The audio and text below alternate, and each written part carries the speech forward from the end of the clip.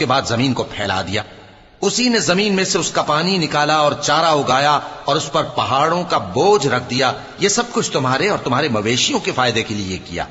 پھر جب وہ بہت بڑی آفت آئے گی اس دن انسان جو محنت وہ کرتا رہا یاد کرے گا اور دوزخ دیکھنے والے کے سامنے لا کر رکھ دی جائے گی.